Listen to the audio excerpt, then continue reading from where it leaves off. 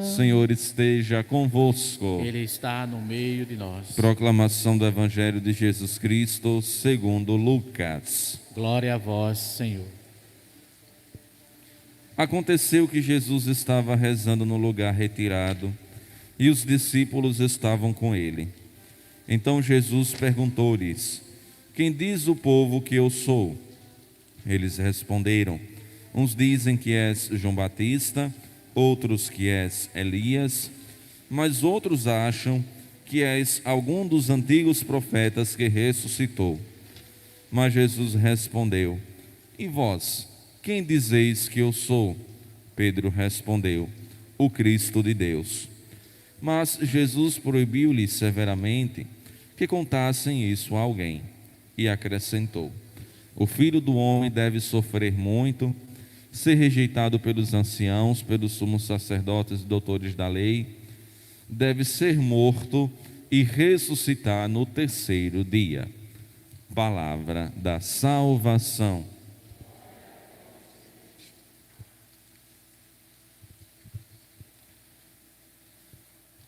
Meus caros irmãos e irmãs, hoje nos encontramos nesta sexta-feira, neste Templo Santo, nestas transmissões, para escutar a palavra de Deus, celebrarmos o santo sacrifício de Jesus. É uma proposta diária de encontro com Deus, de encontro com nosso Senhor Salvador, que nos forma, que nos direciona, que nos ilumina, que aponta caminhos para a nossa vida. O quanto é gratificante termos a oportunidade de todos os dias nos encontrarmos com a palavra de Deus. Feliz daquele que descobre este maravilhoso tesouro, este maravilhoso gesto, mesmo que em alguns momentos seja sacrificante sair de casa, nada melhor do que estarmos na presença de Jesus, no seu templo, na sua casa, para fortalecer a nossa fé diante das vicissitudes da vida. Nós enfrentamos muitas coisas no dia a dia da vida e a gente sempre vai precisar ter essa oportunidade, a ocasião de louvar, de bendizer a Deus, a ocasião também de escutar os seus ensinamentos, de renovar o nosso coração, de purificar os nossos pecados, de fazer penitência e de também fazer propósitos para a vida. É assim, a nossa vida tem que estar recheada de tudo isso. A primeira leitura é formidável, bastante interessante. É uma palavra que a gente precisa assumir para nós, palavra de encorajamento. Primeira leitura, Deus encoraja seu povo numa situação difícil, complicada, da destruição do templo, mas aqui Deus encoraja o povo. Meu Deus, que graça nós temos de receber esta palavra de hoje. Olha o que ele vem nos falar. Mas agora, toma coragem, Zorobabel, diz o Senhor. Coragem, Josué, filho de Josedeque, sumo sacerdote. Coragem, povo todo desta terra, diz o Senhor dos exércitos. Ponde mãos à obra, pois eu estou convosco, diz o Senhor dos exércitos. Uma palavra de encorajamento para todos nós. Não é somente para o povo de Israel, que estava passando pela dificuldade de ter seu templo destruído, de ter seu ânimo desestimulado, mas Deus aparece, surge com esta mensagem para nos encorajar diante dos desafios da vida. Quando eu escutei, na verdade li de manhã antes de vir para cá, e escutei aqui na nossa liturgia, eu tomei essa palavra para mim, diante dos desafios, diante das atividades que tenho, diante da missão que eu exerço. A coragem dada pelo Senhor, não dada por palavras humanas, não dada por situações que a gente às vezes fica buscando aqui, neste mundo, nesta terra, mas a palavra de encorajamento dada pelo Senhor Deus de Israel, pelo Senhor que é o nosso Deus, que é o nosso Senhor, que nos criou e que enviou seu Filho para nos salvar e o Espírito Santo para nos conduzir. Então que nós possamos tomar esta palavra hoje, a palavra da gente colocar no nosso caderninho, é a palavra da gente colocar principalmente no nosso coração, para a gente enfrentar os diversos desafios que nós temos. E hoje nós temos o Evangelho. Evangelho de Lucas, no capítulo 9.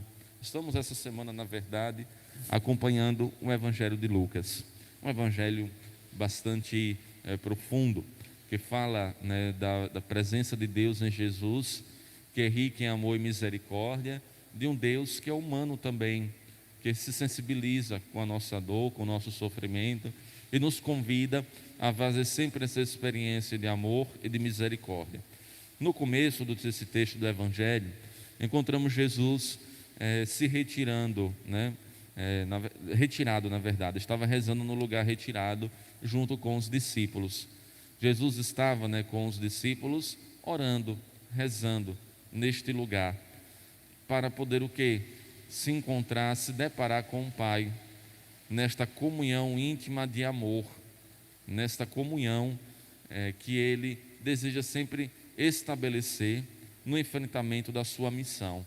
Jesus verdadeiramente Deus, Jesus é também verdadeiramente homem, né, que também sente as limitações, né, da nossa espécie, né, da nossa humanidade, né, como por exemplo a fadiga, como por exemplo a fome, como a sede também, né, como o desgaste, né, como o sono, que às vezes a gente pensa, né, que Jesus não era a gente, né, que Jesus não comia, que Jesus não bebia água, que Jesus não se cansava, que Jesus não se angustiava, né, que Jesus não se preocupava, que Jesus não ficava triste, né? Então a gente pensa, né, muitas vezes que Jesus não era um ser humano, né? Que Jesus não era um ser humano, que Jesus era um super-herói que não sentia nada disso, um Superman, né? Que não tinha fraqueza nenhuma, tirando aquela fraqueza que o Superman tinha, né? Daquela pedra verde. Então a gente às vezes pensa Jesus assim, mas Jesus assumiu a nossa humanidade e precisava estar em contato com o Pai, nesta comunhão de amor com o Pai. Dentro das limitações humanas, ele se ilimitava quando entrava em comunhão com o Pai, em comunhão com Deus. Por isso que em alguns momentos no Evangelho, nos Evangelhos, nós encontramos Jesus sempre subindo para uma montanha para rezar, sempre se afastando um pouco da missão, para poder então estar na presença do Pai, na presença do Senhor. Isso mostra para nós que Jesus não fez nada nesta terra sem a comunhão com Deus. E isso para nós é uma grande lição, né? Sabe por quê? Porque nós nos sentimos autossuficientes, nós podemos tudo, não precisamos rezar antes de tomar decisão, não precisamos colocar tudo em oração na nossa vida, porque a gente pode fazer tudo, a gente pode tomar as decisões que a gente quer, né, sem prescrutar, né, a vontade do Senhor, sem antes ouvir aquilo que Deus tem para a nossa vida. Então a gente pode tudo, eu posso tudo, para quê? Ou então me perdi, não fiz, né? Porque entra a nossa autossuficiência, entra o nosso orgulho, entra a nossa prepotência, né, de querer fazer tudo sozinho, de querer então largar na frente e deixar Deus para trás, ou tomar as decisões que a gente quer, sem antes rezar bastante, orar bastante, tentar escutar Deus no nosso coração e na nossa vida, sem antes prescrutar a sua palavra, que fala aos nossos corações. Para nós, este gesto de Jesus no texto, no início do texto de hoje, deve cair como uma lição. Antes de decidir, rezar, orar, prescrutar, antes, né, de tomar as decisões da nossa vida, buscar ter comunhão com o Senhor, buscar ter comunhão com Deus. Comunhão não é a Eucaristia aqui que eu estou falando somente, mas é a comunhão da vida, a comunhão da oração, a comunhão de prescrutar aquilo que Deus quer, aquilo que Jesus tanto nos orienta e tanto quer para a nossa vida.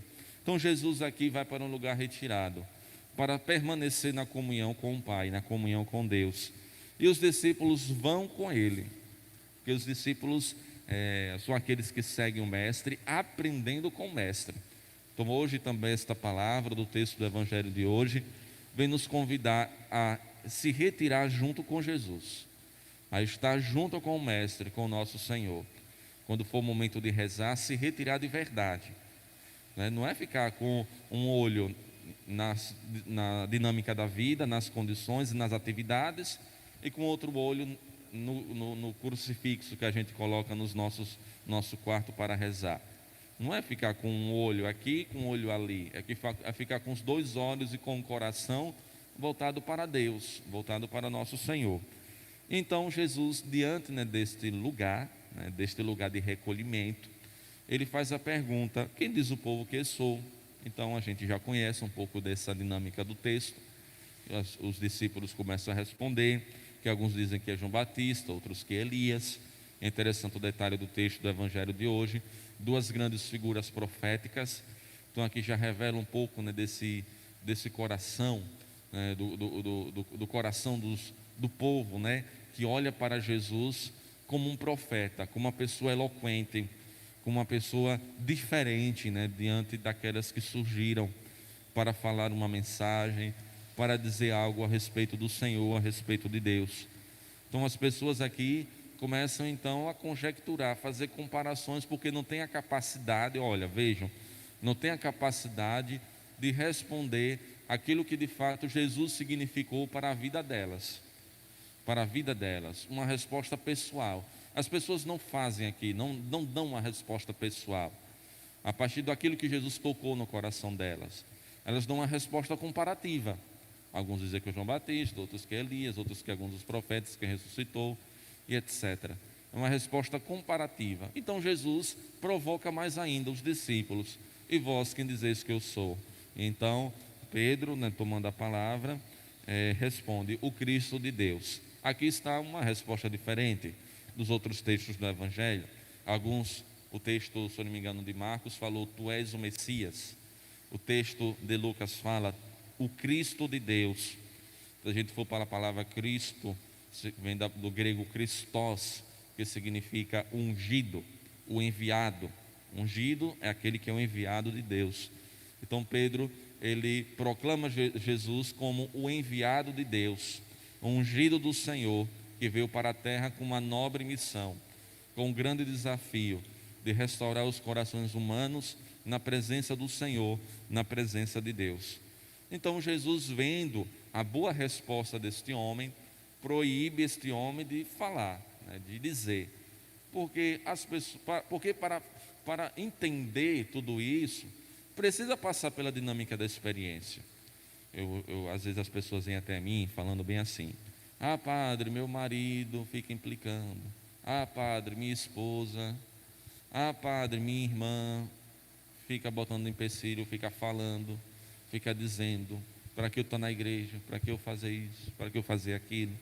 Aí eu já, de tanto ouvir, a gente acaba tendo algumas respostas já prontas na ponta da língua, E eu começo então a refletir: pagão não sabe o que é uma experiência cristã, não sabe.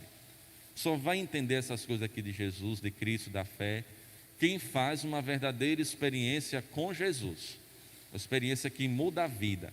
Então não adianta estar se desgastando, tentando explicar, brigando, criando cisânia, criando desavença, criando aquele mal-estar. É melhor nem discutir, é melhor não discutir, não discriminar também. Você é pagão, você não entende, não. É rezar, orar, e com o testemunho de vida tentar mudar. Pagão não entende as coisas da fé de um cristão, porque falta experiência, falta sentir no coração esse calor, de nosso Senhor Jesus, mudando, transformando a vida, e de verdade, não é aquela da emoção, do arrepio, do arrepio da epiderme, do olhar ali vibrando, ou então brilhando, com uma coisa bonita e bela, sob o ponto de vista, da arte, ou da eloquência das palavras de um pregador. Não é esse tipo, de experiência, não, porque essa é uma experiência barata, superficial, que muitos irmãos por aí fazem, até os evangélicos, até quem não é católico, até quem não é católico fazem. Mas a experiência mesmo do perceber Jesus como o centro da vida, do olhar e enxergar Jesus como enviado de Deus, e assumir, tomar posse isso no coração. Essa é assim a experiência de vida real e concreta. Não é aquela experiência do arrepio: ah, me arrepiei todo aqui, me arrepiei todinho assim, nossa Senhora, nossa, que pregação bonita, que padre fala bonito, viu? Que liturgia bonita e tal, envolvente. Porque tem gente que se apega demais nesses detalhes, e não sabe o que é de fato uma experiência real com Jesus, que muda a vida, que transforma o coração, que muda a nossa realidade, que faz assim, olha, um giro de 360 graus na vida, e que Jesus passa a ser então esse Cristo, o ungido de Deus, esse Cristo do Senhor, esse Cristo de Deus. Por isso que Jesus proíbe severamente: ei, não fale disso não, viu? Porque senão ninguém vai entender. Ou vão vir atrás de mim, né, pelas experiências arrepiantes, né, e não para querer mesmo mudar de vida, dar esse giro de 360 graus. E aqui Jesus trata de colocar os pés dos discípulos no chão. O Filho do Homem deve sofrer muito, ser rejeitado pelos anciãos, pelos sumos sacerdotes, doutores da lei, deve ser morto e ressuscitar então no terceiro dia. Por isso que Jesus faz esse adendo, esse complemento, falando da paixão, também consequentemente da ressurreição, falando dos sofrimentos, das dificuldades, porque quando a gente faz essa experiência de 360 graus, né, com o nosso Senhor Jesus Cristo, que é capaz de mudar a nossa vida, pode vir o que for, chuva, sol, furacão, tempestade, pode vir bom testemunho, mau testemunho, né? Pode acontecer o que for na vida, dentro e fora mesmo da igreja, pode acontecer o que for, mas Jesus jamais deixará de ser, no meu coração e na minha vida, esse Cristo ungido de Deus, esse Cristo do Senhor. Então que esta palavra caia no nosso coração e na nossa vida, e que todos nós possamos refletir se de fato Cristo é o ungido de Deus na minha vida. Glória ao Pai, ao Filho e ao Espírito Santo, como era no princípio, agora e sempre. Amém.